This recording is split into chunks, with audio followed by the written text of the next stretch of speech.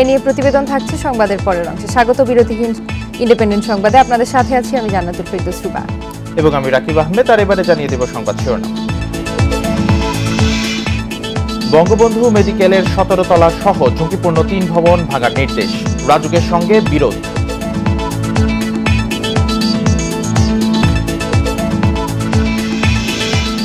শাহজালাল বিমানবন্দর থেকে শুল্ক না দিয়েই বেরোচ্ছে পণ্য, প্রতি চালানে ঘুষ 8 লাখ টাকা।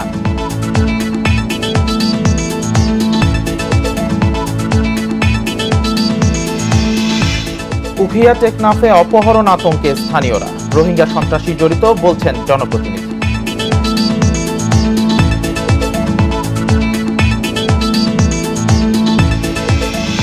শুনছিলেন প্রধান শিরোনামগুলো, আরো যা থাকছে। ব্যাকওয়ার্ড লিঙ্কেজ শিল্প খাতে কর হার কমানোর দাবি শঙ্কিত ক্ষুদ্র মাঝারি উদ্যোক্তারা।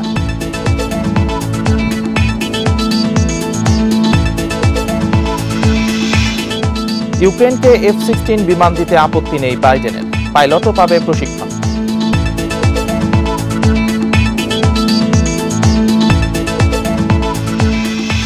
শিরোনামের পর এবার বিস্তারিত। বঙ্গবন্ধু শেখ মুজিব মেডিকেল বিশ্ববিদ্যালয়ের 3টি ভবনকে অতি ঝুঁকিপূর্ণ ঘোষণা দিয়ে শিগগিরই এসব ভবন ভেঙে ফেলার নির্দেশ দিয়েছে রাজুক। এর মধ্যে হাসপাতালটির ডি ব্লকের 17 তলা ভবনও রয়েছে। এ ঘটনায় মুখোমুখি অবস্থানে প্রতিষ্ঠান দুটি।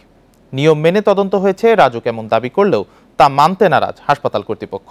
তারা বলছে, নতুন করে তদন্ত হলে ভুল বোঝাবুঝির অবসান হবে। বঙ্গবন্ধু শেখ মুজিব মেডিকেল বিশ্ববিদ্যালয়ের ডি ব্লকের 17 তলায় ভবনটির নির্মাণ কাজ শেষ হয় 2010 সালে। কার্যক্রম শুরুর 12 বছরের মাথায় ভবনটি অতি ঝুঁকিপূর্ণ ঘোষণা করল রাজুক। এছাড়াও হাসপাতালের এ ব্লকের 7 তলা ও বি ব্লকের 6 তলা ভবন দুটিও অতি ঝুঁকিপূর্ণ ঘোষণা করা হয়। শিগগিরই ভবন 3টি ভেঙে ফেলতে হাসপাতাল কর্তৃপক্ষকে চিঠি দিয়েছে রাজুক। ঝুঁকির কারণ হিসাবে নির্মাণকাল, অবকাঠামো উন্নয়ন, নকশা, অগ্নি নির্বাপন ব্যবস্থা সহ বেশ কিছু বিষয় উল্লেখ করেছে রাজুক। এ ঘটনায় মুখোমুখি অবস্থানে রাজুক ও বিএসএমএমইউ। হাসপাতাল কর্তৃপক্ষ বলছে, এ ব্লক ও বি ব্লকের ভবন দুটি কিছুটা পুরনো হলেও ডি ব্লকের ভবনটি এখনও নতুন। রাজুকের তদন্ত সঠিক নয় দাবি করে আবারও তদন্তের চিঠি দিয়েছে তারা। ভেঙে ফেলাও তো সহজ কথা নয়, আবার তৈরি করাটা যে আমাদের রোগীদের সেবা দিতে হবে, প্রায় 1000 খানেক রোগী ভর্তি থাকে এখানে।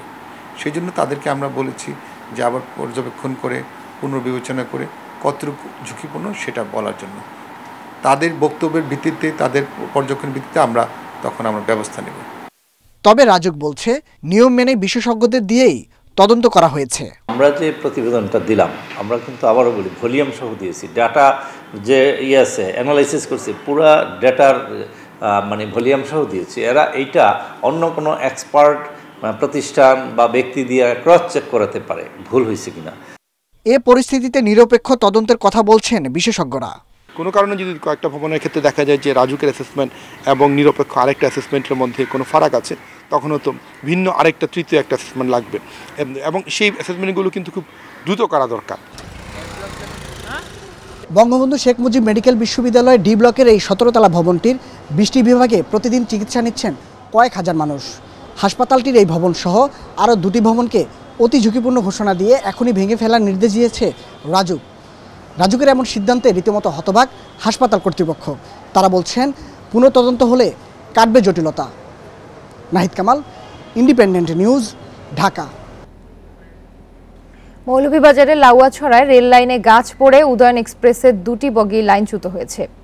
এতে ঢাকার সাথে সিলেটের রেল যোগাযোগ বন্ধ রয়েছে। বিস্তারিত জানাতে শ্রীমঙ্গল থেকে যোগ দিচ্ছেন সহকর্মী তুহিনুর রশিদ। তুহিনুর, যোগাযোগ স্বাভাবিকে কি উদ্যোগ নেওয়া হয়েছে আর কত সময় লাগতে পারে? দেখুন, যোগাযোগের বিষয়টি আসলে এখন পর্যন্ত বলা যাচ্ছে না, কারণ আমি যদি আপনাকে দেখাই, আমার ঠিক পেছনে আমি শ্রীমঙ্গল রেল স্টেশনে আছি। এইমাত্র যে উদ্ধারকারী যে রিলিফ রেল সেটি মাত্র স্টেশনে প্রবেশ করছে, অর্থাৎ এই রিলিফ ট্রেন যেটি আছে সেটি আসলে ঘটনাস্থলে পৌঁছাবে। আমি যেখানটা দাঁড়িয়ে আছি সেখান থেকে আসলে 4 থেকে 5 কিলোমিটার দূরে লাউয়াছড়া যে বন, অর্থাৎ গভীর বনের মধ্যেই কিন্তু আজ ভোরে এই রেল লাইনচ্যুতির ঘটনা ঘটেছে। উদয়ন এক্সপ্রেস, যেটি চিটাগাং থেকে আসে। তো উদ্ধারকারী রিলিফ ট্রেন যেটি আছে সেটি আসলে আখাউড়া রেল স্টেশন থেকে আসছে, এটি কিছুক্ষণের মধ্যে সেখানে পৌঁছাবে। তারপরে মূলত পুরোদমে যে উদ্ধার কাজ সেটি শুরু হবে। তবে কবে নাগাদ সেটি উদ্ধার কাজ শেষ হবে সেই বিষয়টি আসলে এখানে কেউ বলতে পারছেন না। আমরা কথা বলেছিলাম শ্রীমঙ্গল রেল স্টেশন যে স্টেশন মাস্টার আছেন তার সাথে, তিনি আমাদেরকে জানিয়েছেন এটা সময় সাপেক্ষ, কারণ এখানে যে দুটি বগি লাইনচ্যুতির ঘটনা ঘটেছে, পাশাপাশি ইঞ্জিন সহ তিনটি বগি কিন্তু লাইন থেকে ছিটকে গেছে এবং ঘটনাটি মূলত এখানে লাউয়াছড়ার ভিতরে যে গাছ আছে সেই গাছটি কিন্তু ঝরে রেল লাইনের উপর পড়েছিল। ট্রেনটি যখন দ্রুত গতিতে এগিয়ে যায় সিলেটের দিকে, তখনই মূলত এই গাছের সাথে ধাক্কা লেগেই রেল লাইনচ্যুতির ঘটনা ঘটে। তো আসলে সব মিলিয়ে এখন পর্যন্ত উদ্ধার কাজ সেটি এখন শুরু হবে। আপনি নিশ্চয়ই দেখতে পাচ্ছেন শ্রীমঙ্গল রেল স্টেশনে এখন যে রিলিফ ট্রেন যেটি আছে সেটি এসে থেমেছে, সেটি আসলে এখন ঘটনাস্থলে পৌঁছাবে। অর্থাৎ ঘটনাস্থলে যাওয়ার পরেই মূলত এখানে যে উদ্ধার কাজ সেই উদ্ধার কাজটি পুরোদমে শুরু হবে। শ্রীমঙ্গল থেকে জানাচ্ছিলেন সহকর্মী তুহিনুর রশিদ।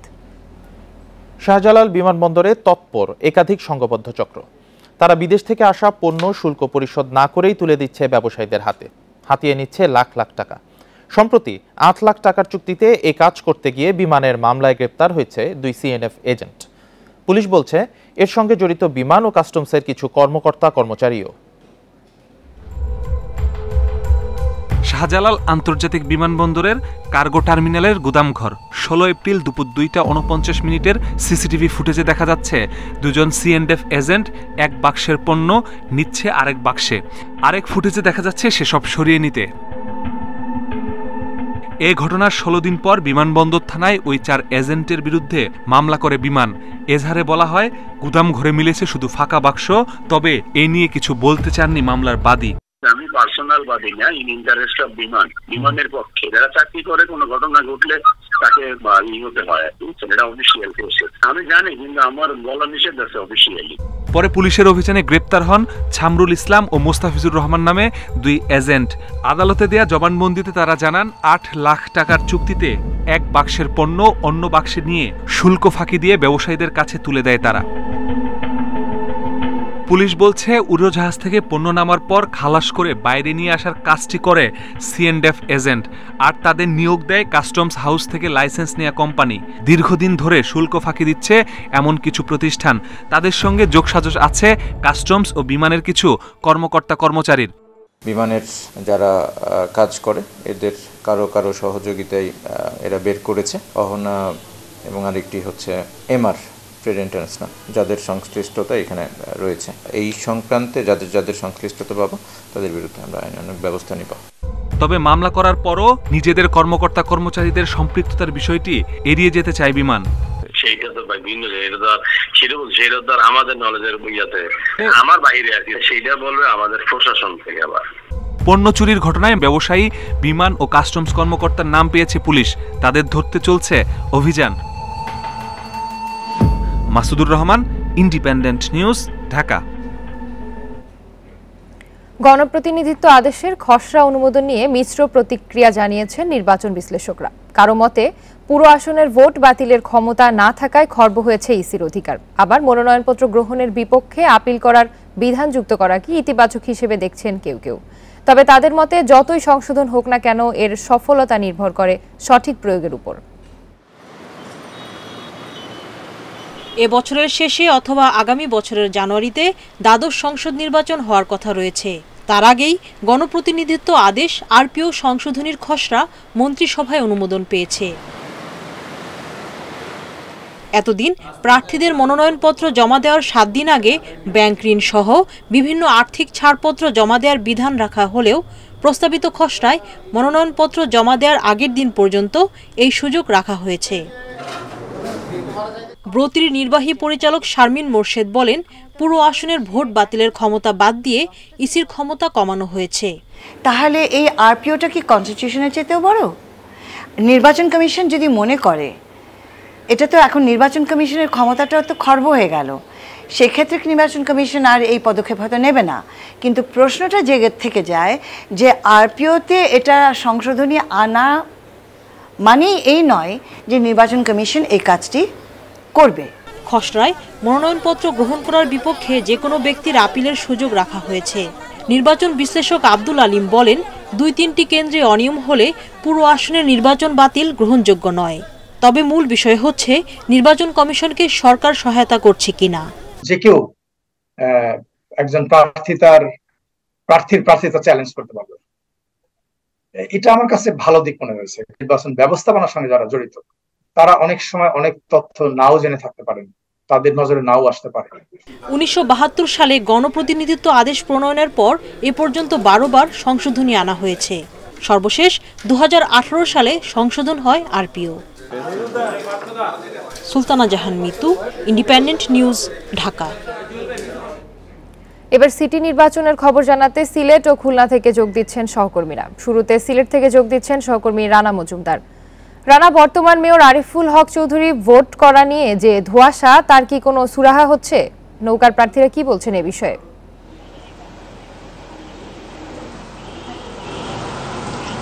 আপনি জানেন যে আগামী ২১ জুন কিন্তু সিলেট সিটি কর্পোরেশনের যে নির্বাচন সেটি অনুষ্ঠিত হবে এবং সেই নির্বাচনকে ঘিরে কিন্তু আমরা দেখতে পাচ্ছি ইতিমধ্যেই সিলেটে তোড়জোড় শুরু হয়েছে প্রার্থীদের যারা রয়েছেন, এবং নির্বাচনী আমেজ কিন্তু ইতিমধ্যে সিলেটে বইতে শুরু করেছে এবং পুরো সিলেট জুড়ে কিন্তু আমরা দেখতে পাচ্ছি যে নির্বাচনী প্রচারণায় ব্যস্ত রয়েছেন যারা মেয়র পদপ্রার্থী রয়েছেন কিংবা কাউন্সিলর পদপ্রার্থী যারা রয়েছেন।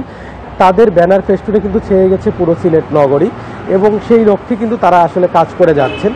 তো সেই জায়গা থেকে একটা ধোঁয়াশা ছিল যে বর্তমান মেয়র বিএনপি নেতা আরিফুল হক চৌধুরী এই নির্বাচনে অংশগ্রহণ করছেন কিনা।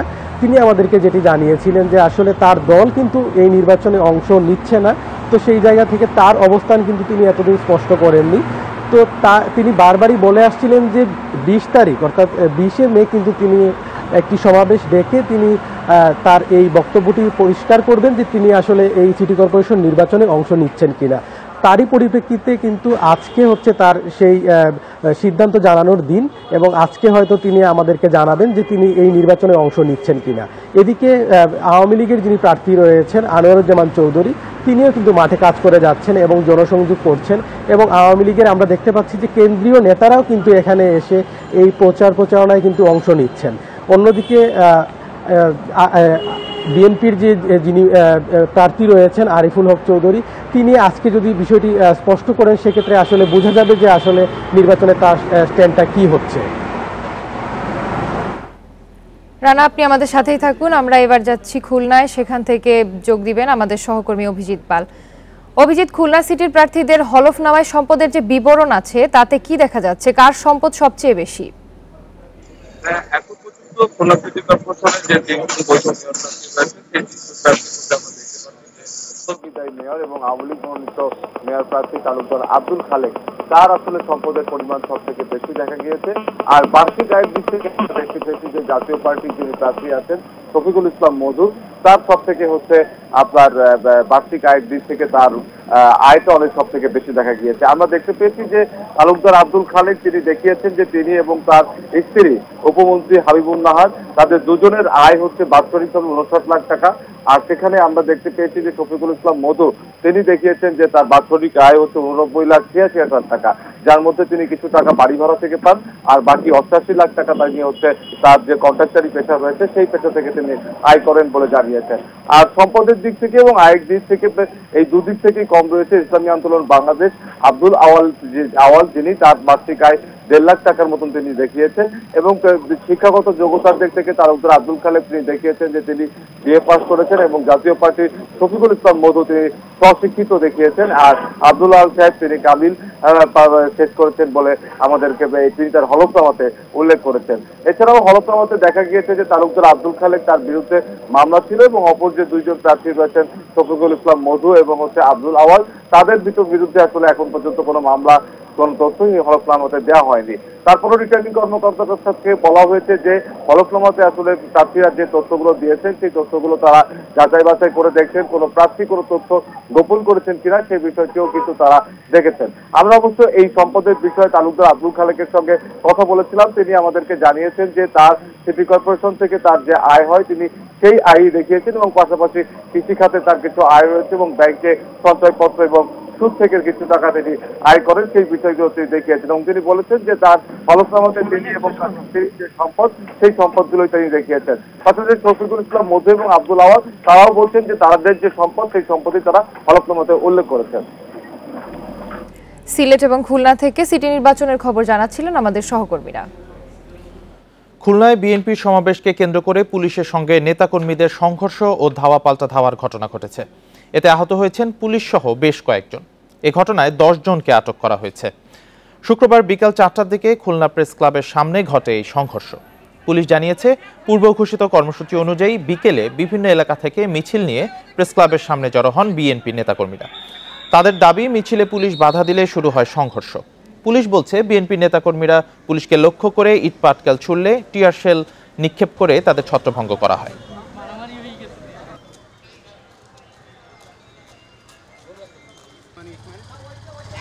ওনাদের আসলে কোনো অনুমতিও ছিল না রাস্তার মধ্যে প্রোগ্রাম করা। রাস্তার মধ্যে প্রোগ্রাম করতে হলে অবশ্যই পুলিশ কমিশনারের অনুমতি লাগে, তো ওনারা সেই অনুমতি নেয় নাই এবং হঠাৎ করে আমরা দেখি যে পিছন থেকে আমাদের উপর আক্রমণ শুরু করে।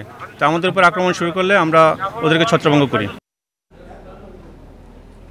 কুমিল্লায় প্রতিপক্ষের ছুরিকাঘাতে ওয়ার্ড আওয়ামী লীগের এক নেতা নিহত হয়েছেন। শুক্রবার দুপুরে জুমার নামাজ শেষে বাড়ি ফেরার পথে তিনি হামলার শিকার হন। পরিবারের দাবি, মাদ্রাসা কমিটি নিয়ে দ্বন্দ্ব এবং প্রতিপক্ষের মাদক সেবনের ভিডিও ভাইরাল করে দেয় এই হত্যাকাণ্ড। পুলিশ বলছে, সব অভিযোগ আমলে নিয়েই তদন্ত চলছে। শুক্রবার বড় ছেলেকে নিয়ে বাড়ির পাশের মসজিদে জুমার নামাজ পড়তে যান কুমিল্লা সদরের দক্ষিণ দুর্গাপুর ইউনিয়নের 4 নম্বর ওয়ার্ড আওয়ামী লীগের সাংগঠনিক সম্পাদক কাজী এনামুল হক। মসজিদ থেকে বের হওয়ার পরপরই তাকে ছুরিকাঘাত করে প্রতিপক্ষের লোকজন। হাসপাতালে নেয়ার পথে মারা যান এনামুল।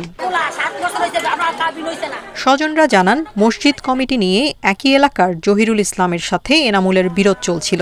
এছাড়া জহিরের মাদক সেবনের একটি ভিডিও প্রকাশ্যে আনায় এনামুলকে হত্যা করা হয়েছে বলে দাবি তাদের। মাদক ব্যবসা করে বা মাদক খায় এরকম একটা ভিডিও সে পাইছে, পাওয়ার পরে তারা কমিটির কাছে সে ভিডিওটা হস্তান্তর করছে। লাস্ট কাতারে মনে ছিল আর কি, বাচ্চাটা চিল্লায় যে বাইর হয়েছে আর পিছন দিয়ে কূপ দিচ্ছে। আমার জামাই নামাজ হতে গেছে, আমার জামাই বাইরে লাইছে আর চাই দে, আমি ফাঁসি চাই।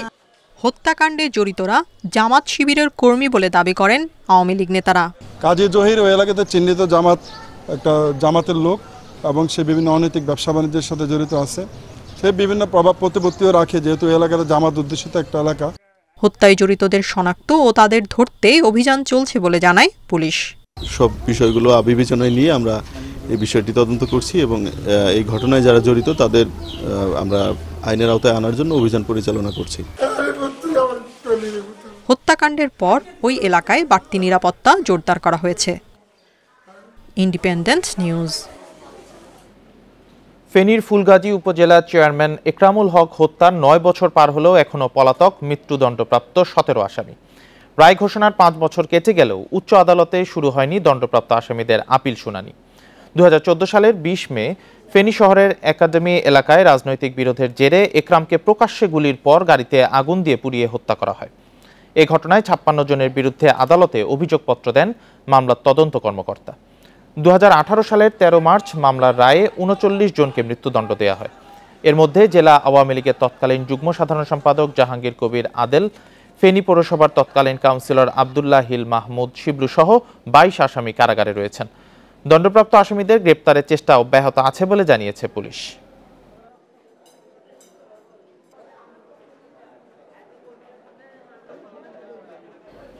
এ নিয়ে আরো জানাতে ফেনী থেকে যুক্ত হচ্ছেন সহকর্মী সমীর উদ্দিন। সমীর, পলাতক দণ্ডপ্রাপ্তদের ধরা যাচ্ছে না কেন? পুলিশ কি বলছে এই বিষয়ে? পুলিশের সাথে আসলে আমরা গতকালকেই কথা বলেছিলাম যে একরাম হত্যা মামলার যে 17 জন পলাতক আসামি রয়েছে, এটি বাংলাদেশের সবচেয়ে আলোচিত একটি হত্যাকাণ্ড। কারণ উপজেলা চেয়ারম্যান একরাম হচ্ছে ফেনীর সবচেয়ে জনপ্রিয় একজন চেয়ারম্যান। পুলিশ বলছে তাদেরকে আসলে বিভিন্ন জায়গায় খুঁজছে, তাদেরকে এখনো পাওয়া যাচ্ছে না, পাওয়া মাত্র তারা গ্রেপ্তার করবে। তবে আমরা যেটা তথ্য পেয়েছি সেটি হচ্ছে অধিকাংশরাই তারা বিভিন্ন দেশে পালিয়ে গেছে। কেউ ফ্রান্সে আছে, কেউ জাপানে আছে, কেউ দুবাইতে আছে। এভাবে করে তারা কিন্তু বিভিন্ন দেশে এখন পালিয়ে আছে। এখানে একজন আসামি আছেন যে যিনি বর্তমানে যে জেলা পরিষদের সদস্য, যিনি মহিলা আওয়ামী লীগের সভাপতি বড়মণি, তার একজন ছেলে আছে আবিদ, সেও কিন্তু এই মামলার পলাতক আসামি, সেও কিন্তু বিদেশে আছে। এর বাইরে যে 1 নম্বর যে আসামি যেটি হচ্ছে জাহিদ কিন্তু আমরা যতটুকু শুনেছি সে ফ্রান্সে পলাতক আছে, সে সেখানে গিয়ে কিন্তু এখন ব্যবসা বাণিজ্য করছে। আর অন্যান্যদেরকে আসলে খুঁজছে পুলিশ, আমাদেরকে সেটি জানিয়েছে, কারণ তারা এটি হচ্ছে একেবারে সবচেয়ে আলোচিত একটি হত্যাকাণ্ড। কারণ উপজেলা চেয়ারম্যান একরামকে পুড়িয়ে হত্যা করা হয়েছে ফেনী শহরের একাডেমি রোডের বিলাসী সিনেমা হলের সামনে। তখনকার আমলে আসলে মানে এইটির মতো সব চাঞ্চল্যকর ঘটনা বাংলাদেশে নয়, সারা পৃথিবীতে এমন কোনো ঘটনা হয়েছে বলে আমাদের জানা নাই, বা অনেকেই এটাকে বলছে সবচেয়ে বেশি আলোচিত ঘটনা। আর অন্যান্য যারা আছে 9 বছরেও বিচার শেষ না হওয়ার কারণ হিসেবে আইনজীবীরা কি জানাচ্ছেন? আইনজীবীরা বলছেন আসলে এই যে যারা এই মামলার আসামি, তারা আসলে এই উচ্চ আদালতে তারা আপিল করার যে সুযোগ সেটি এখনো পায়নি। তারা আপিলের জন্য চেষ্টা করছে। উচ্চ আদালতে আপিল করার পরে সেখানে যদি শুনানি হয়, শুনানির পরে বোঝা যাবে আসলে এই মামলার সর্বশেষ নিষ্পত্তি কি হবে। তবে এখনো যে আসামিরা রয়েছে তারা কেউ ফেনী কারাগারে, কেউ কুমিল্লা কারাগারে। এটি হচ্ছে আমার কাছে উপজেলা চেয়ারম্যান একরাম হত্যাকাণ্ডের 5 বছর পরে যে 17 জন পলাতক আসামি রয়েছে তাদের সর্বশেষ তথ্য। ফেনী থেকে জানাচ্ছিলেন সহকর্মী সমীর উদ্দিন। কুষ্টিয়ায় জুয়া খেলা নিয়ে 2 পক্ষের সংঘর্ষে 2 জন নিহত, আহত হয়েছেন 8 জন। শুক্রবার রাতে হরিপুরের বোয়ালদহ গ্রামে এ ঘটনা ঘটে। পুলিশ জানায় কান্তিনগর মোড়ে আরিফের দোকানে জুয়া খেলতেন নানা বয়সী লোকজন। শুক্রবার তাতে বাধা দেন একই গ্রামের মিরাজ আলী। এ নিয়ে তার সঙ্গে কথা কাটাকাটি হয় দোকান মালিকের ভাই সাহেব আলীর। এর জেরেই সংঘর্ষে জড়ায় দুপক্ষ। এতে আহত 10 জনকে কুষ্টিয়া জেনারেল হাসপাতালে নেওয়া হলে ওমর আলী ও পরে মিরাজ আলীকে মৃত ঘোষণা করেন চিকিৎসক। এ ঘটনায় আটক করা হয়েছে বেশ কয়েকজনকে। জড়িতদের ধরতে পুলিশের অভিযান চলছে। প্রথম কিরামত খেলে, কিরামত জুয়ে খেলে, পয়সা মানে সুদ দেয়, মানে একটা গুটি মালিক 500, মানে এই কলেজ এইসব গুটি খেলবা না, দেখে সালপাল নষ্ট হয়ে যাবে, মানে এটা নিয়ে মারামারি শুরু। ক্যারাম বোর্ডে খেলার সময় তাদের ভিতরে কথা কাটাকাটি হয়। প্রথম দিকে সন্ধ্যার দিকে গ্যাঞ্জাম হয়, পরে ওখানে পুলিশ যায়, পরে ওরা উভয় পক্ষে যে যার মতো চলে যায়, পরে সংঘবদ্ধ হয়ে রাত্রে 10টার দিকে এই ঘটনা ঘটছে। কক্সবাজারের টেকনাফ ও উখিয়ায় একের পর এক অপহরণের ঘটনায় আতঙ্কিত স্থানীয়রা। অপহরণকারীদের দৌড়াতে অনিরাপদ হয়ে উঠেছে এসব জনপদ। এসব ঘটনায় জড়িতরা বেশিরভাগই রোহিঙ্গা সন্ত্রাসী বলে অভিযোগ ভুক্তভোগীদের পরিবারের। পুলিশ বলছে সময় মতো অভিযোগ না পাওয়ায় এই ধরনের ঘটনা ঘটলেও পরিস্থিতি তাদের নিয়ন্ত্রণেই আছে। টেকনাফে বিয়ের পাত্রী দেখতে যাওয়ার পথে অপহরণ হন মোহাম্মদ রুবেল। পরে মুক্তিপণের জন্য এই নির্যাতন, যা পাঠানো হয় তার পরিবারের কাছে। দিনমজুর জহিরের শরীরের আঘাতের চিহ্ন বলে দেয় নির্যাতনের ভয়াবহতা। মুক্তিপণের মাধ্যমে মুক্ত হলেও বিপাকে আছেন ঋণের টাকা নিয়ে। এলাকার অনেকেরই অবস্থা তার মতো।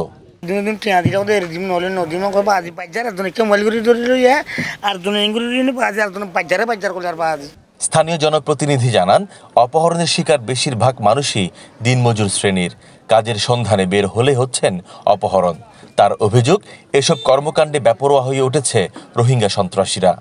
আমাদের আইন শৃঙ্খলা বাহিনী অত্যন্ত চেষ্টা করতেছে তাদেরকে নিয়ন্ত্রণে আনার জন্য। তাদেরকে বিভিন্ন পাহাড়ে গিয়ে অবৈধ কার্যকলাপ এগুলো অ্যাকশনে যাচ্ছে। পুলিশ বলছে অপহরণের এসব ঘটনা সাথে সাথে জানানো হয় না আইন শৃঙ্খলা বাহিনীকে। তবে নিয়মিত অভিযানের পর পরিস্থিতি এখন নিয়ন্ত্রণে আছে।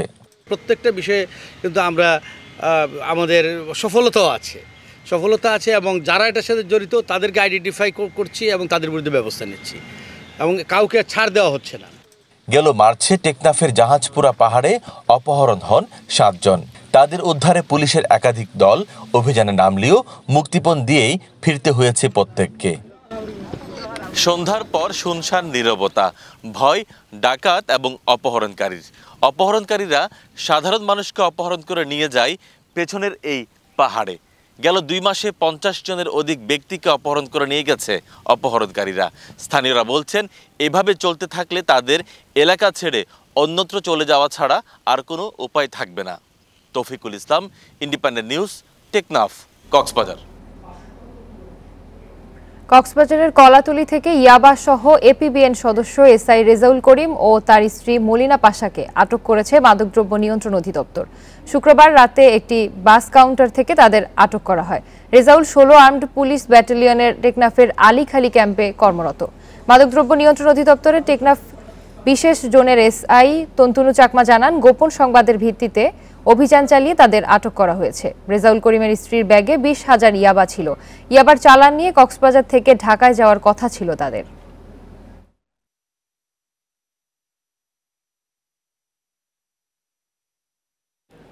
বছরের পর বছর রাজধানীর সড়ক, ফুটপাত, খেলার মাঠে ডাম্পিংয়ের গাড়ি রাখছে পুলিশ। এতে চলাচলে ঘটছে বিঘ্ন, নষ্ট হচ্ছে হাজারো গাড়ি। এ অবস্থায় ডিএমপি বলছে ডাম্পিং জোনের জন্য জায়গা খুঁজছে তারা। তবে বিশেষজ্ঞরা বলছেন এর দায় শুধু পুলিশের নয়, বিআরটিএ, সিটি কর্পোরেশন সহ সংশ্লিষ্ট সব পক্ষকে নিতে হবে। ভাটারা থানার সামনে এই গাড়িটি পড়ে আছে প্রায় 2.5 বছর ধরে। 2021 সালে জব্দ করা হয় এটি। এরই মধ্যে চুরি হয়ে গেছে নানা যন্ত্রাংশ। মিরপুরের দারুস সালাম, দেখে বোঝার উপায় নেই এটি একটি খেলার মাঠ। এর একাংশে এখন ডাম্পিং গাড়ির ভাগাড়। বছরের পর বছর ধরেই এই অবস্থা। শুধু ভাটারা বা মিরপুর নয়, ডিএমপির 50 থানার প্রায় সবকটির চিত্রই এক।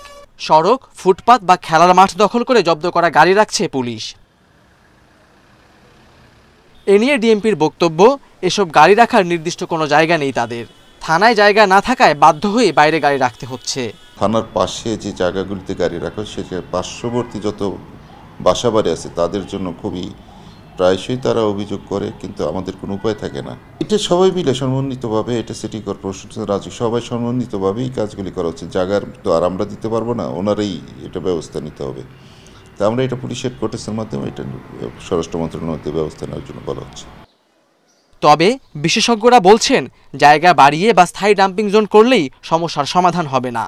এসব গাড়ি রক্ষণাবেক্ষণের উদ্যোগ ও যথাসময়ে নিলামে তোলার ব্যবস্থা করতে হবে। কয়েকটা সংস্থা এখানে জড়িত, বিআরটিএ জড়িত, মন্ত্রণালয় জড়িত এবং পুলিশকেও কিন্তু at the end of the day আমাদের সাধারণ মানুষ কিন্তু পুলিশের দিকেই নজরটা দিচ্ছে। তাদের কিন্তু বাহিনীর একটা বিরাট ইমেজ ডেন্টিং হচ্ছে। ডিএমপির 50 থানায় কী পরিমাণ গাড়ি ডাম্পিং করা আছে সে তথ্যও নেই পুলিশের কাছে। ভাড়া করা ভবনে থানার কার্যক্রম কোনো মতে চালিয়ে নেওয়া গেলেও সমস্যা হয়ে দাঁড়িয়েছে ডাম্পিং করা গাড়ি নিয়ে। থানার ভেতরে পর্যাপ্ত জায়গা না থাকায় সড়কেই এভাবে ফেলে রাখা হচ্ছে ডাম্পিং করা গাড়ি। এতে মামলার গুরুত্বপূর্ণ আলামত যেমন নষ্ট হচ্ছে, তেমনি চলাচলে বেগ পেতে হচ্ছে জনসাধারণকে। Khaled Raihan, independent news, Dhaka.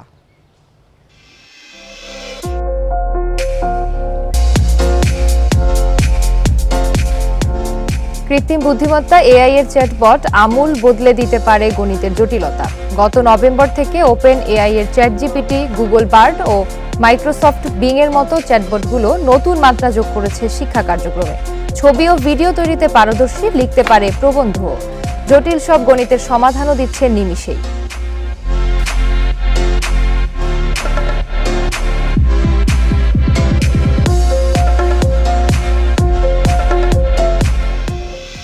এ নিয়ে প্রতিবেদন থাকছে সংবাদের পরের অংশে। চলে যাচ্ছি পরবর্তী সংবাদে। সরবরাহ পর্যায়ে 7% টিডিএস বা উৎসে কর দিতে হচ্ছে ব্যাকওয়ার্ড লিঙ্কেজ শিল্প খাতকে। অগ্রিম আয়কর ও কর্পোরেট করের সাথে এ কর ক্ষুদ্র ও মাঝারি উদ্যোক্তাদের হুমকির মুখে ফেলেছে। তাদের দাবি, খরচ কমাতে অনেক শিল্প গ্রুপ নিজেরাই প্যাকেজিং ও অ্যাক্সেসরিজ পণ্য উৎপাদন শুরু করেছে। আসছে বাজেটে শিল্প সুরক্ষায় এ বিষয়ে যৌক্তিক সিদ্ধান্ত নেওয়ার পরামর্শ বিশ্লেষকদের। দেশি বিদেশি বিভিন্ন প্রতিষ্ঠানের পণ্য বিপণনের জন্য কৌটা বা প্যাকেজিং অ্যাক্সেসরিজ সরবরাহ করে কিছু ক্ষুদ্র মাঝারি শিল্প প্রতিষ্ঠান। প্যাকেজিং পণ্য বিক্রির সময় রাজস্ব নীতি অনুসারে 100 টাকায় 7 টাকা কেটে রাখে ক্রেতা প্রতিষ্ঠান, যা পরে জমা দেয় এনবিআরে। এই করকে tax deducted at source, TDS বা উৎসে কর বলে। কাঁচামাল আমদানিতে 5% অগ্রিম কর, বছর শেষে আয়ের ওপর 30% কর্পোরেট করও দেয় জয়েন্ট স্টকে নিবন্ধিত এসএমই প্রতিষ্ঠানগুলো। বড় শিল্প প্রতিষ্ঠানগুলো নিজের প্যাকেজিং পণ্য নিজেরা তৈরি করলে 7% টিডিএস খরচ এড়াতে পারে। তাই ক্রেতা হারাতে শুরু করেছেন অনেক এসএমই উদ্যোক্তা। বার্জার পেইন্টস তাদের টিনের কোটা নিজেরা বানানো শুরু করছে, এরকম মারিকো তাদের নারকেল তেলের কোটা বানানো শুরু করছে। তো আমরা মনে করতেছি যে টিডিএসটা আমাদের এসএমই বা ব্যাকওয়ার্ড লিঙ্কেজ বা B2B বিজনেসের ক্ষেত্রে আমাদের অস্তিত্বের জন্য বড় সমস্যা। একই রকম সমস্যায় পড়েছেন পোশাক খাতের সহযোগী শিল্পের অনেক উদ্যোক্তা। স্থানীয় বাজারের জন্য পলিব্যাগ, হ্যাঙ্গার, কার্টন, টেপ সহ বিভিন্ন পণ্য সরবরাহে গুনতে হয় বিক্রি মূল্যের 7 ভাগ কর। প্রচ্ছন্ন রপ্তানিতে কোনো টিডিএস না থাকলেও ঋণপত্রের মাধ্যমে সরবরাহে দিতে হয় 3%। বড় বড় শিল্প পরিবারগুলি এখন বাধ্য হয়েই কিন্তু নিজেরা ওই সমস্ত প্যাকেজিং এবং অ্যাক্সেসরি সামগ্রীগুলি তারা নিজেরা প্রস্তুত করছে। ফলে আমাদের যে ইনভেস্টমেন্ট, আমাদের যে কর্মসংস্থান, আমাদের যে অর্থনীতিতে অবদান, এটা আমাদের জন্য ক্ষতিকর হয়ে যাচ্ছে। টিডিএস অব্যাহতির দাবি জানিয়ে জাতীয় রাজস্ব বোর্ডের চেয়ারম্যান বরাবর চিঠি দিয়েছেন ভুক্তভোগী উদ্যোক্তারা। বিশেষজ্ঞরা বলছেন ছোট ব্যবসায়ীদের করের বোঝা কমাতে যৌক্তিক সিদ্ধান্ত নেওয়া উচিত কর্তৃপক্ষের। এইসবগুলোতে যথাযথভাবে সমাধান দেওয়া উচিত, কেননা এই একটা সেক্টর যদি এই কাজে বাধা পড়ে যায় তাহলে এই যে এসএমই সেক্টরকে আমরা যে প্রণোদনা দেওয়ার কথা এত বলছি, তাহলে এই কথাটা তো অর্থহীন হয়ে যাবে। এর আগে 2017 সালের 1 জুলাই থেকে 2019 সালের জুন মাস পর্যন্ত পণ্যের সরাসরি কাঁচামাল হিসেবে বিজনেস টু বিজনেস পর্যায়ে সরবরাহে টিডিএস অব্যাহতি দিয়েছিল NBR. Hari Saha, independent news, Dhaka. Padma সেতু আর নদী পাড়ের মুক্ত পরিবেশ ঘিরে মুন্সিগঞ্জের মাওয়ায় পর্যটনের যে সম্ভাবনা তৈরি হয়েছে তা নষ্ট করে দিচ্ছে অবৈধ বালু ব্যবসায়ীরা। একদিকে নদী থেকে শত শত ড্রেজার আর বাল্কহেড দিয়ে বালু উত্তোলন চলে, অন্যদিকে বালু ট্রাকের কারণে সড়কের বেহাল দশা। পদ্মা সেতু চালুর আগে শিমুলিয়া লঞ্চ আর ফেরিঘাট মুখরিত ছিল যাত্রীদের ভিড়ে। সে চিত্র পুরোটাই পাল্টে গেছে। হাঁকডাকের জায়গায় এখন নিস্তব্ধতা। এ কারণে ভ্রমণ পিপাসুদের আনাগোনা বেড়েছে। নদীতে ভ্রমণের পাশাপাশি তাজা ইলিশের স্বাদ গ্রহণও যোগ হয়েছে আনন্দ অনুষঙ্গে। বিশেষ করে ছুটির দিন আর উৎসবে ঢল নামে মানুষের। তবে বালু উত্তোলনকারীদের দৌড়াতে ঘুরতে আসা মানুষ বিপাকে। প্রতিদিন বিকেলের পর ঘাট এলাকায় শত শত ড্রেজার আর বাল্কহেড জমা হয়। বালু উত্তোলন ও পরিবহনের জেরে পুরো এলাকা ধুলায় আচ্ছন্ন হয়। অস্বস্তিকর, মানুষ আসা যাওয়া করলে, মানুষের ধুলাবালি উঠলে এটা ক্ষতিকর। কাজকর্ম করার দরকার। এখন প্রশাসন হোক আর এলাকার এমপি মন্ত্রী হোক, এরা কাজগুলো করলে মনে হয় ভালো হয়। রাস্তার পাশের বাড়িঘরের বাসিন্দা আর ব্যবসা প্রতিষ্ঠানের মালিক কর্মচারীরাও ভোগান্তি পোহান। বালু হচ্ছে কি রাস্তার কাজের জন্য নেয়, তো ওই রাস্তার কাজে যে বালুগুলো নেয়, ওই বালুগুলো এখানে ড্রপ করে, এখানে পড়ে যাওয়ার ফলে এখানে ধুলাটা বেশি হয়। বালু আসলে আমাদের এখানে অনেক সমস্যা হয়, যেমন খাবারের পর বালি পড়লে কাস্টমার বিরক্ত হয়ে যায়। এই বালুটা যেন যেভাবে না থাকে রাস্তাঘাটে, সেই চিন্তা ভাবনা যেন সরকার করে আর কি। নদী এবং আশেপাশের পরিবেশ রক্ষায় অবৈধ বালু উত্তোলনকারীদের বিরুদ্ধে ব্যবস্থা নেওয়ার আশ্বাস প্রশাসনের। বালুর গদির কারণে কিছু বালি ওখান থেকে বাতাসে ছড়ায়, আবার রাস্তাঘাটেও কিছু বালি আসে, এরকম অভিযোগ আমরা পেয়েছি। আমরা এটা খোঁজখবর নিচ্ছি এবং এই বিষয়ে যথাশীঘ্র আইনানুগ ব্যবস্থা নেওয়া হবে। স্থানীয় প্রশাসন জানিয়েছে চলতি বছর প্রায় 150 ড্রেজার ও বাল্কহেডকে 1,10 লাখ টাকা জরিমানা করা হয়েছে। Independent News. এই বিষয়টি নিয়ে আরো জানাতে মুন্সিগঞ্জ থেকে যোগ দিচ্ছেন সহকর্মী জিতু রায়। জিতু, অনেকটা প্রকাশ্যেই অবৈধ বালু উত্তোলন চলছে, তো স্থানীয় প্রশাসন এ পর্যন্ত কি শাস্তিমূলক ব্যবস্থা নিয়েছে, আর ভবিষ্যতে যাতে এটা পুরোপুরি বন্ধ হয় সে ব্যাপারে কোনো উদ্যোগ নিতে যাচ্ছে কিনা? স্থানীয় প্রশাসনের ইওনোর সাথে আমরা কথা বলেছি। তারা যেটি আমাদেরকে নিশ্চিত করেছেন, এই ব্যাপারটিতে তাদের কাছে পূর্বেও অভিযোগ ছিল এবং তারা যেটি বলছেন যে খুব দ্রুতই আইনানুগ ব্যবস্থা গ্রহণ করা হবে। পদ্মা সেতু এলাকায় এই যে পর্যটন কেন্দ্রটি গড়ে উঠেছে শিমুলিয়া ঘাট এলাকায়, এটির নিরাপত্তা এবং এই পরিবেশ রক্ষা করবার জন্য তারা এর পূর্বে ব্যবস্থা নিয়েছেন এবং খুব দ্রুত ব্যবস্থা নেবেন বলে জানাচ্ছেন। ছুটির দিনগুলোতে এই জায়গাগুলোতে খুব বেশি পর্যটকদের আনাগোনা বেশি লক্ষ্য করা যায় এবং সকাল থেকে পর্যটকদের থাকে। পদ্মা সেতু উদ্বোধন হবার পর থেকেই এই শিমুলিয়া ঘাট এলাকায় পর্যটকদের সংখ্যা দ্বিগুণ হয়েছে। দেশের বিভিন্ন জায়গা থেকে পর্যটকরা এখানে ছুটে আসেন পদ্মার তাজা ইলিশের স্বাদ গ্রহণ করতে। এর জন্য এখানে যে হোটেলগুলো গড়ে উঠেছে সেখানে যখন পর্যটকরা প্রবেশ করছেন তারা কিন্তু খাবার টেবিলে বালু দেখতে পাচ্ছেন এবং আরও পাশাপাশি এইখানকার স্থানীয় যারা যাতায়াত করেন, বসতি রয়েছে যাদের, তারাও যখন যাতায়াত করেন তারা তখন সবচেয়ে বেশি ভোগান্তিতে পড়েন। এই যে রাস্তাটি রয়েছে শিমুলিয়া মোড় থেকে শিমুলিয়া ঘাট পর্যন্ত রাস্তাটি, সেই রাস্তাটিতে বিভিন্ন জায়গায় খানা খন্দ এবং রাস্তার পাশেই একেবারে রাস্তাকে এই শিমুলিয়া মোড়ের যে রাস্তাটি রয়েছে এই রাস্তার পাশেই একেবারে যেই গড়ে উঠেছে অবৈধ বালু উত্তোলনকারীদের যে বালু এখান থেকে যে ট্রাকে পরিবহন করে বিভিন্ন জায়গায় বালুগুলো তারা ছড়িয়ে দিচ্ছেন। এই যে উন্মুক্ত স্থানে খোলাভাবে তারা ট্রাকে পরিবহন করছে বালুগুলো, এগুলি সারা দিন ব্যাপী কিন্তু এখানে বালুগুলো উড়তে থাকে আকাশে এবং সে বালুগুলো পর্যটকদের প্রবেশ মুখেই একেবারে শিমুলিয়া মোড় থেকে যে জায়গাটি সেখান থেকে এই পুরো রাস্তাটি যাওয়ার যেই পর্যটকদের অবস্থানটা রয়েছে সেখানে পর্যটকদেরকে এই বালুগুলোর মধ্য দিয়েই যেতে হয় এবং এই ট্রাকগুলো যখন বালু নিয়ে বের হয়ে যায় তখন যে রাস্তাগুলোর অবস্থা হয়েছে বর্তমান পরিস্থিতিতে একেবারে খানাখন্দে ভরে গেছেন। এখন যেটি হচ্ছে প্রকাশ্যে এই ঘটনাগুলো ঘটছে, প্রশাসন বলছেন ব্যবস্থা নেবেন, কিন্তু আদৌ এই ব্যবস্থাটি কত দ্রুত নেওয়া হবে এবং এই ব্যবস্থাটি কতটা দীর্ঘ মেয়াদী হবে সেটি এখন স্থানীয়দের বা পর্যটকদের জানার বিষয়। এই অবস্থানটিতে পর্যটকরা যেটি বলছেন যে খুব দ্রুত এই যে পদ্মা সেতুকে কেন্দ্র করে মাওয়ায় শিমুলিয়াতে যে পর্যটন কেন্দ্রটি গড়ে উঠেছে এখানকার নিরাপত্তা এবং পরিবেশের সকল নীতিমালা অনুসরণ করে যদি এই পর্যটন কেন্দ্রটি আরও নিরাপদ করা যায়, আরও সুন্দর করা যায়, তবে পর্যটন কেন্দ্রটি দেশের মধ্যে অর্থনীতিতে বিশেষ অবদান রাখবে বলে এখানকার সংশ্লিষ্টরা বলছেন। মুন্সিগঞ্জ থেকে অবৈধ বালু উত্তোলনকারীদের দৌরাত্ম্য নিয়ে জানাচ্ছিলেন সহকর্মী জিতু রায়। সমুদ্রে মাছ ধরায় ৬৫ দিনের নিষেধাজ্ঞা শুরু হয়েছে। আগামী ২৩ জুলাই পর্যন্ত এই নিষেধাজ্ঞা বহাল থাকবে। সমুদ্রে বিভিন্ন প্রজাতির মাছের নিরাপদ প্রজনন নিশ্চিত করতে এ সিদ্ধান্ত বলে জানায় মৎস্য বিভাগ। মৎস্য কর্মকর্তারা জানান, গত বছরের অভিযান সফল হওয়ায় ইলিশের উৎপাদন বেড়েছে কয়েক গুণ। আগামী ২৩ জুলাই পর্যন্ত অভিযান সফল করতে তৎপর থাকবে আইনশৃঙ্খলা বাহিনী এবং মৎস্য বিভাগ। তবে জেলেদের অভিযোগ, নিষেধাজ্ঞা মেনে তারা মাছ ধরা বন্ধ রাখলেও দেশের জলসীমায় ঢুকে অবাধে মাছ শিকার করে নিয়ে যান ভারতের জেলেরা। এদিকে নিষেধাজ্ঞায় সময়টাতে বেকার জেলেদের খাদ্য সহায়তা দিচ্ছে সরকার। প্রতিটি জেলে পরিবার মাসে ৪০ কেজি করে ভিজিএফ এর চাল পাবে।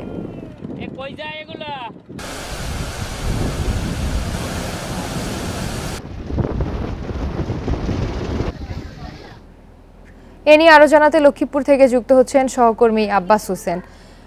আব্বাস, ৬৫ দিনের মাছ ধরা নিষেধাজ্ঞা তো শুরু হলো, তো এই সময়টাতে কি কি ধরনের সহায়তা পাচ্ছে জেলেরা?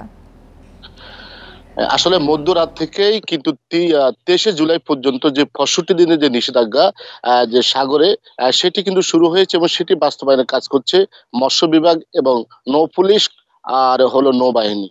তা আমরা এই বিষয়ে এখানকার যে মৎস্য বিভাগের সাথে কথা বলেছি, তারা যেটি জানিয়েছেন এই যে ৬৫ দিনে যে নিষেধাজ্ঞার সময় যে জেলেদের প্রত্যেক জেলে তাদেরকে ৮৬ কেজি করে চাল, তাদের বিজেপির চাল বিতরণ করা হবে।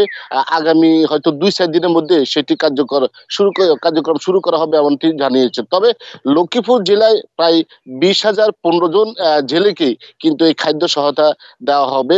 এর বাইরেও কিন্তু আমরা দেখেছি এখানে প্রায় ৫২,০০০-এর মতো জেলে রয়েছে।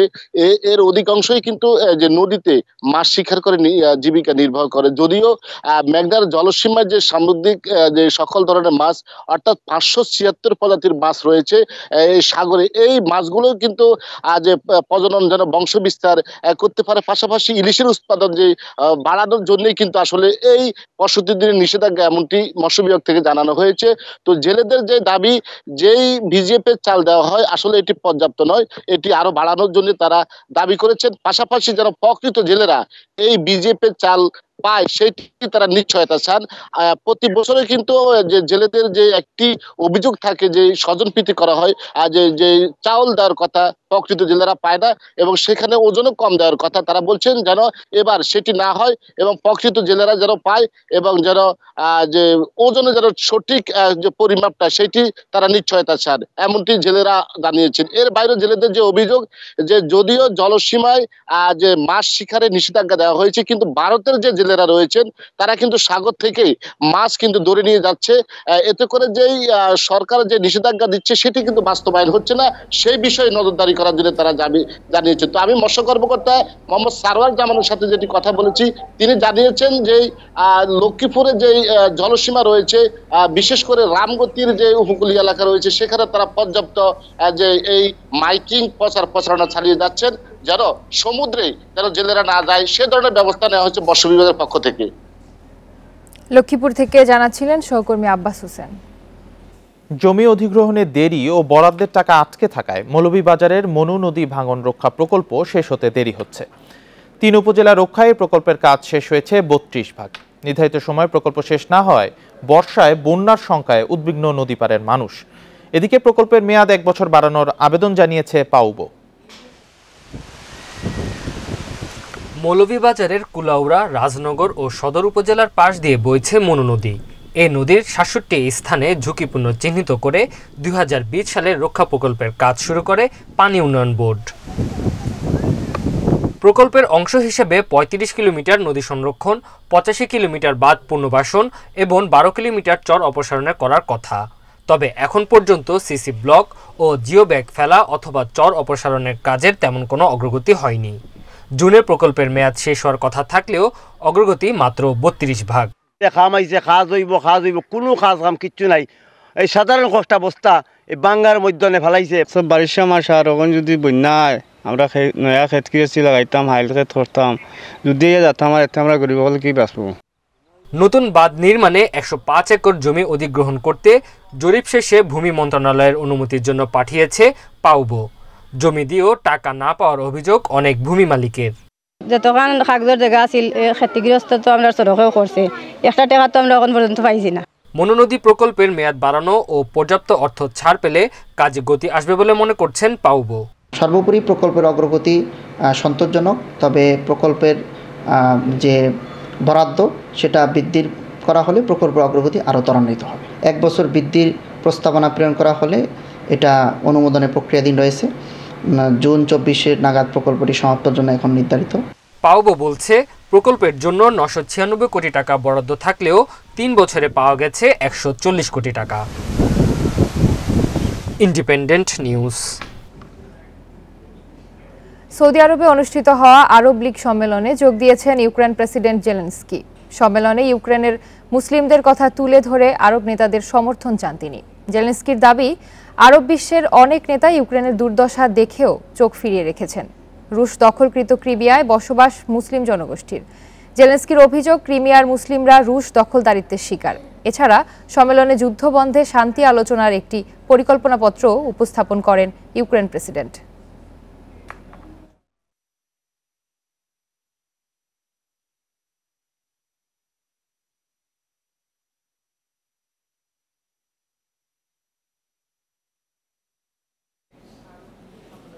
ইউক্রেনকে মিত্রদের F-16 যুদ্ধবিমান সরবরাহ করায় বাধা নেই বলে জানিয়েছে যুক্তরাষ্ট্র। সেই সাথে এই যুদ্ধবিমান চালানোয় ইউক্রেনের পাইলটদের প্রশিক্ষণও দেবে দেশটি। জাপানে চলমান G7 সম্মেলনে এই ঘোষণা দেন মার্কিন প্রেসিডেন্ট জো বাইডেন। যুক্তরাষ্ট্রের এমন সিদ্ধান্তকে ঐতিহাসিক বলে আখ্যা দিয়েছেন ইউক্রেনের প্রেসিডেন্ট জেলেনস্কি। F-16 সরবরাহে আন্তর্জাতিক কোয়ালিশন গঠনে একমত হয়েছেন যুক্তরাজ্য ও নেদারল্যান্ডসের প্রধানমন্ত্রী। এছাড়া G7 বৈঠকে রাশিয়ার হীরা বাণিজ্যের উপর নতুন নিষেধাজ্ঞা আরোপ করে সদস্য দেশগুলো। জাপানের হিরোশিমায় চলছে শিল্পোন্নত দেশগুলোর জোট G7 3 দিনের শীর্ষ সম্মেলন। আগামীকাল এতে যোগ দিতে পারেন ইউক্রেনের প্রেসিডেন্ট।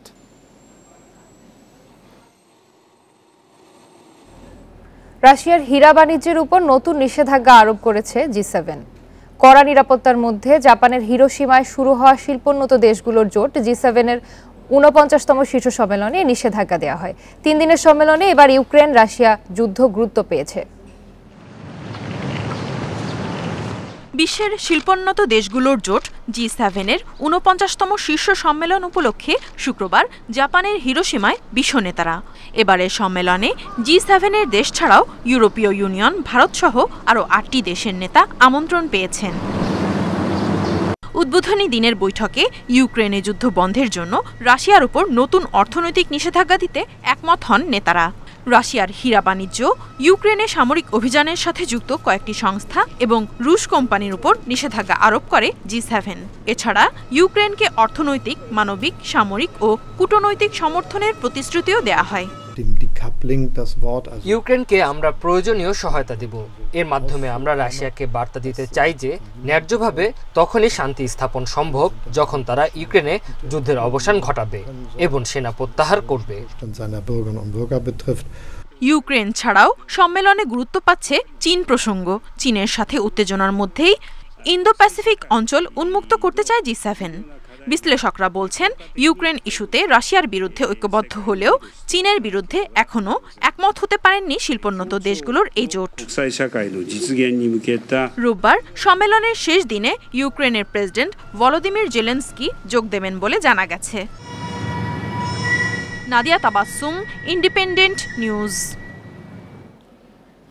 চলতি মাসের শেষে আফগানিস্তানের বিপক্ষে একমাত্র টেস্ট দলের ঘোষণা করা হবে বলে জানিয়েছেন প্রধান নির্বাচক মিনহাজুল আবেদুন নান্নু। সাদা পোশাকে আফগান চ্যালেঞ্জের কথা বিবেচনায় রেখে সেরা দল দেয়া হবে বলছেন তিনি। অধিনায়ক সাকিব চোটে থাকায় দলে বাড়তি স্পিনার দেওয়ার ইঙ্গিত দিয়েছেন প্রধান নির্বাচক।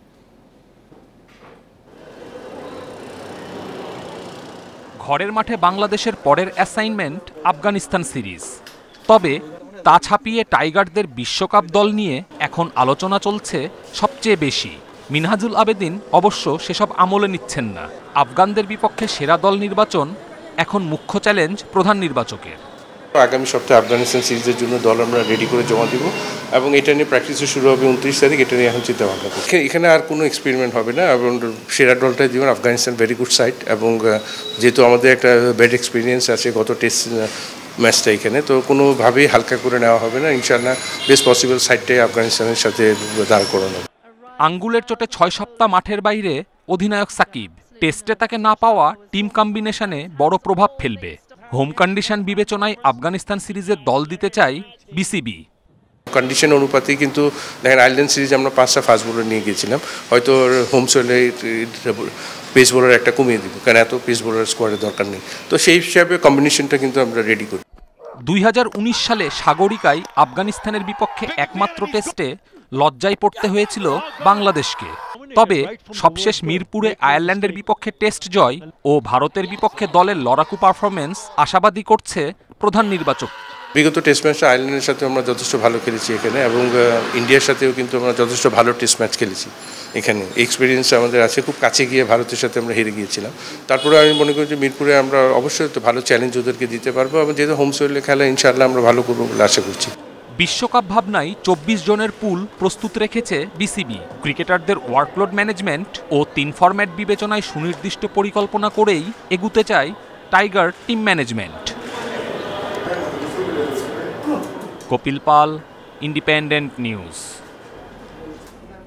কৃত্রিম বুদ্ধিমত্তা এআই বড় ধরনের পরিবর্তন এনেছে শিক্ষা কার্যক্রমে। প্রবন্ধ লেখা, জটিল সব গণিতের সমাধান মিলছে মুহূর্তেই। এ কারণে দিন দিন মানুষের কর্মদক্ষতার কদর কমার শঙ্কাও করছেন অনেকে। তাদের মতে জটিল অঙ্কের সমাধান মিললেও মানুষের যুক্তি দক্ষতার তুলনায় এআই এর ওপর নির্ভর করার সময় আসেনি এখনো। হাতে গোনার যুগ বহু আগে পেরিয়েছে মানুষ। 1614 সালে অ্যালগোরিদম আবিষ্কার করেন জন নেপিয়ার। সহজ হয় জটিল গণনা পদ্ধতি। কৃত্রিম বুদ্ধিমত্তা এআই এর চ্যাটবট আমূল বদলে দিতে পারে গণিতের জটিলতা।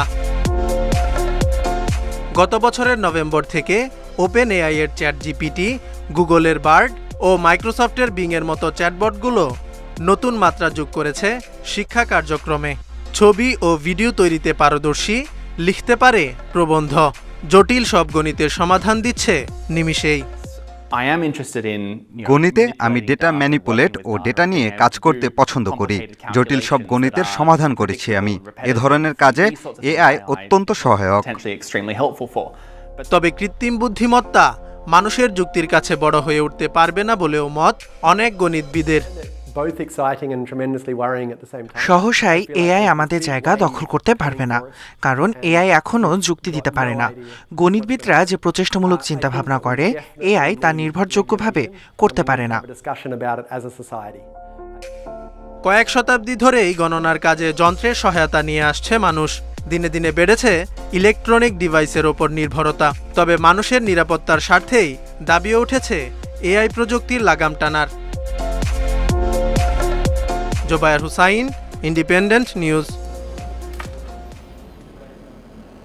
এই ছিল বিরতিহীন ইন্ডিপেন্ডেন্ট সংবাদে।